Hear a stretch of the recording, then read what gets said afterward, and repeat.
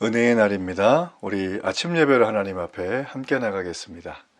오늘은 데살로니가 후서 3장 13절에서 18절까지의 말씀을 함께 읽으시고 우리 하나님 말씀을 나누겠습니다. 형제들아, 너희는 선을 행하다가 낙심하지 말라. 누가 이 편지에 한 우리 말을 순종하지 아니하거든 그 사람을 지목하여 사귀지 말고 그로 하여금 부끄럽게 하라. 그러나 원수와 같이 생각하지 말고 형제같이 권면하라. 평강의 주께서 친히 때마다 일마다 너희에게 평강을 주시고 주께서 너희 모든 사람과 함께 하시기를 원하노라. 나 바울은 친필로 문안하노니 이는 편지마다 표시로서 이렇게 쓰노라. 우리 주 예수 그리스도의 은혜가 너희 무리에게 있을지어다.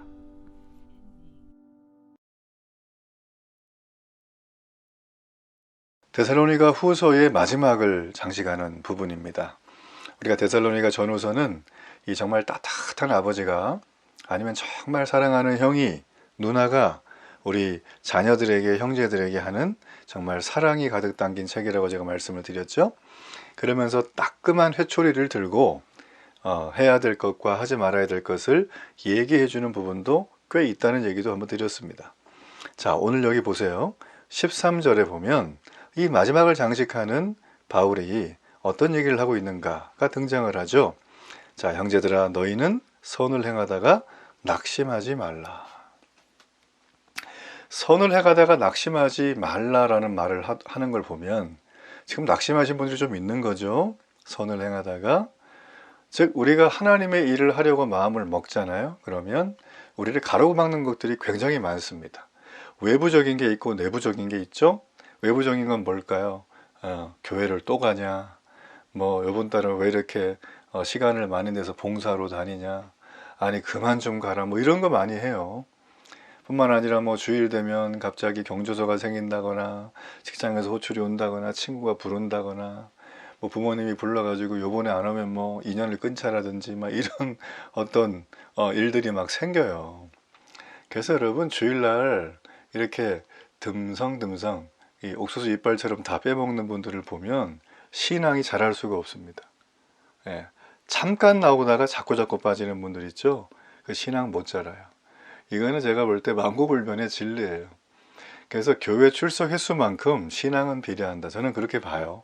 예, 물론 와서 졸지만 마시고 말씀 듣고 섬기고 함께 식사 교제도 나누시고 또 양육 훈련도 받으시고, 그죠? 그러다 보면 평소에 말씀을 자꾸 보게 됩니다. 그러니까 이런 선순환적인 가정을 해야 하는데 외부적인 여러 가지 것들 때문에 자꾸 빠지게 되면 그분의 신앙은 장담할 수 없다. 자, 그리고 또 하나, 우리가 하나님의 일을 하려고 하다 보면 내면적으로 어려운 것들이 있죠. 대표적인 게 뭘까요? 우리 금방 살폈지만 게으른 거죠. 예, 게으른 자들 있죠, 그죠? 예, 일만 만드는 사람들. 그냥 자꾸 막 그냥 다른 사람 하는 거 지적만 하고 자기는 아무것도 안 하면서, 그렇죠? 그냥 뭐 교회는 사랑이니까 날 사랑해줘야 되지 않겠니 하면서 게으르게 있으면서 먹을 것만 축내고 사랑만 축내고 그냥 막 이런 분들이 좀 계세요. 자, 그래서 이 게으름이라는 주제에 바울이 얘기를 했고요.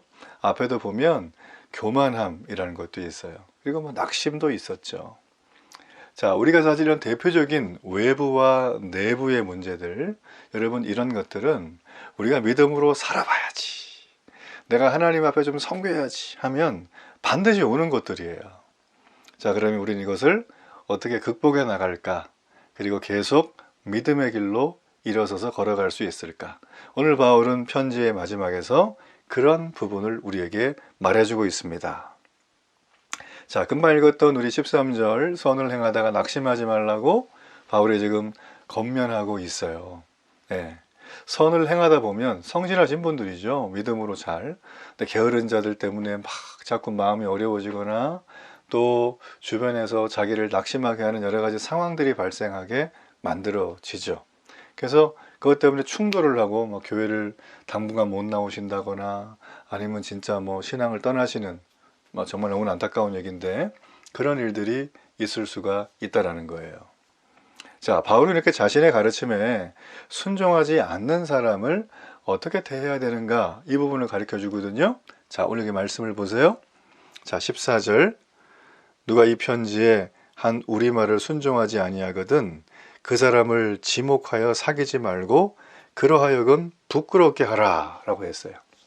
자, 지금 바울은 어떻게 하냐면 누가 이런 행동을 하는지 딱 이렇게 임명장부를 만들라는 거예요. 당신이지? 그러면서 사귀지 말래요. 이건 관계를 하지 말라는 거죠. 그렇죠? 그러면서 그러하여금 부끄럽게 하라는 거예요. 자, 여기서 부끄럽게 하다는 게 뭘까요?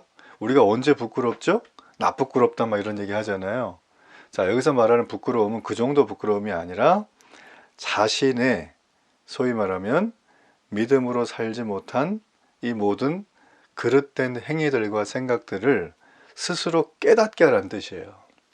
그걸 지금 부끄럽게 하라고 지금 바울이 얘기하는 것입니다. 자, 그러면 잘 보니까 굉장히 강도가 세요. 야, 이제 이런 사람하고는 절교야. 절대 보면 안 돼. 교회 내에서 그렇게 지금 바울이 말하는 걸까요? 여러분, 그러나 바울은 이 한계선을 그어 놓습니다. 15절이죠. 그러나 원수와 같이 생각하지 말고 형제같이 권면하라. 자, 바울이 여기 보면 그들을 우리 원수로 만들고 다시는 보지 말라 그렇게 한 게 아니죠. 그들이 부드럽게 그들에게 형제에게 하듯이 권면하면서 그들이 돌아올 수 있도록 그 상황을 이끌어 가라는 거예요. 그렇다고 그들에게 휘말리라는 얘기가 아닙니다. 여러분, 하나님은 우리가 이렇게 어려움을 만나도 우리가 지금 맡고 있는 일들 있죠? 예, 내가 뭐 이렇게 나의 삶 속에서 내가 뭐 남편이든 아내든 자녀든 뭐 직장인이든 사업을 하시든 또 교회 안에서 여러 가지 맡고 있는 역할과 봉사의 직책들이 있잖아요.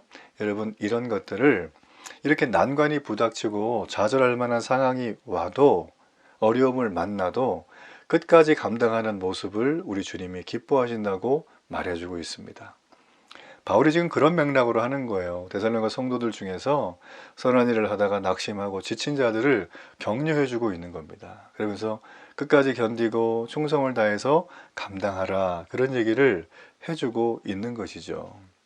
선을 행하다가 낙심하지 않기 위해서는 바울이 말한 것처럼 사람을 바라보지 말아야 됩니다. 주변 사람을 보게 되면 비교하게 되죠. 자신에 대해서 낙심하게 됩니다. 하나님이 맡겨주신 일을 하다가 보면 내가 낙심할 때가 있어요.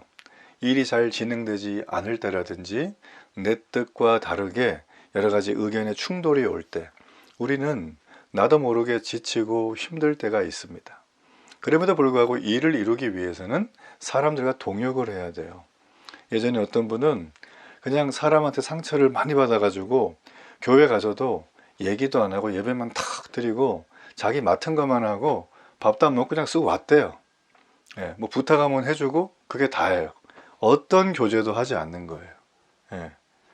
참 그렇게 상황이 몰고 가는 것도 제가 너무나 마음이 아프고 그분의 마음이 또 얼마나 힘드셨을까 하는 생각도 제가 충분히 공감합니다.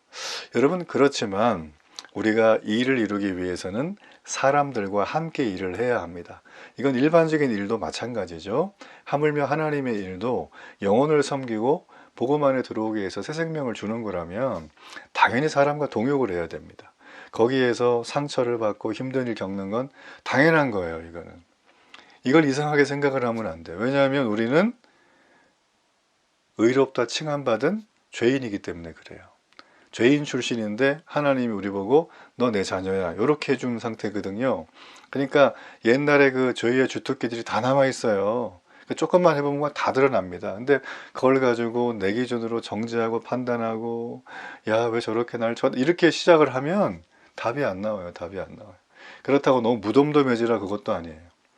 일을 이루기 위해서 사람들과 동역하는 게 맞는데 왜 그럼 그렇게 하실까 하나님이? 결론은 하나님이 다른 사람을 통하여 나 자신을 보라는 거예요. 우리의 믿음의 성장은 나 자신을 직면하고 그것을 하나님 앞에 제물로 내어놓고 이걸 사함받고 다시금 내게 새로운 성경 말씀의 인생의 패치가 업그레이드가 될 때 우리 인생은 열리게 되는 겁니다. 그 필수가 뭐냐면 바로 다른 사람과 함께 사역을 섬기고 그들을 섬겨주고 말도 안 되는 사람들, 그죠? 예, 날마다 낙심하게 하는 사람들, 그런 사람들과 함께 소그룹도 하고 목장도 하고 교제도 나누고 예배도 함께 하는 거예요. 식사도 같이 하고. 예, 세상에선 절대 함께하지 않을 사람들이잖아요.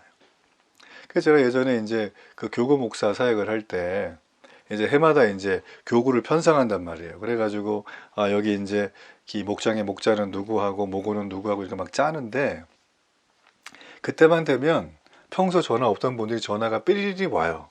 그러니까 청탁을 해요. 청탁. 목사님, 전 저 사람 이번에 여기 끼면 저 목장 안 할 겁니다. 목사님 지금 저 사람하고 3년 했는데 너무 안 맞아요. 이거 이러다가 정말 제가 병 나겠어요. 예, 이런 분들 계세요. 이런 분들. 그럼 제가 어떻게 할까요? 예, 반드시 그분을 제가 거기다 껴드립니다. 병나시라고. 여러분, 우리의 교만의 껍데기가 얼마나 두꺼운지 아세요? 우리의 낯짝이 얼마나 두꺼운지 아십니까?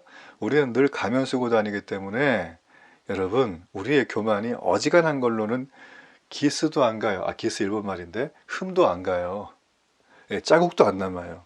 정말 강력한 게 와가지고 팍 이렇게 있어야지만 우리 교만의 껍데기가 흠집이 가고 금이 가고 와장창 깨지는 거예요.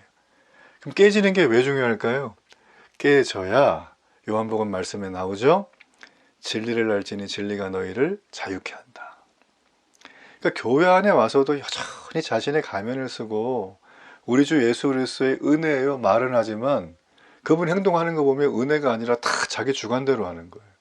얼마나 안타까운지 몰라요. 그런 분들 보면 예, 말을 이렇게 해드려도 이 말귀를 못 알아먹는 건지 안 듣는 건지 들어도 아는데 일부러 안 하는 건지 하여튼 간에 그냥 마이웨이를 걸어가시는 거예요. 참 너무 가슴이 아파요. 자, 오늘 이 바울은 우리에게 이 데살로니가 전후서 전체를 마무리하면서 우리에게 말을 하는 거예요. 우리가 낙심할 때가 많은데 그거는 너무 상황과 사람을 바라봐서 그래. 사람을 섬기고 귀히 여겨야 되지만 우리는 먼저 하나님을 향해서 눈을 돌려야 된다. 그분이 주시는 은혜, 이걸로 내가 다시 일어서야 된다. 바울은 얘기합니다. 여러분, 이런 상황 가운데 바울이 하는 이 얘기를 오늘 우리는 이 시대에 귀담아 들어야 합니다. 여러분 걱정하지 마십시오. 우리 주님은 바울과 같은 마음, 그보다 더한 마음을 가지고 은혜로 일어서서 나를 바라보며 은혜로 일어서서 모든 것을 이기고 넉넉히 걸어가는 삶을 살게 하실 겁니다.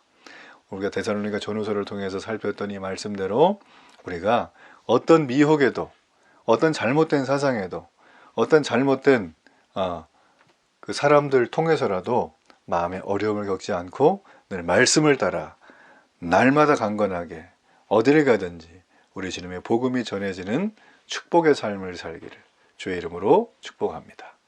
우리 결단의 기도를 하나님 앞에 드리겠습니다. 살아계신 하나님, 맡은 일을 충성스럽게 감당하는 바울도 데살로니가 성도들에게 자신의 연약함도 얘기하고 기도도 부탁하고 고요있지 말고 물처럼 복음을 흘러보내라고 권면하고 있습니다. 하나님, 우리의 삶도 그런 게 있나요? 나의 교만의 껍데기, 나의 자만의 모든 자아들이 이제 우리 주님의 은혜로 다 부셔지기를 원합니다. 주님 주시는 새로운 그 은혜를 가지고 날마다 일어서며 가는 곳마다 복음을 전하는 축복의 메신저가 되게 주옵소서. 예수님의 이름으로 기도합니다. 아멘.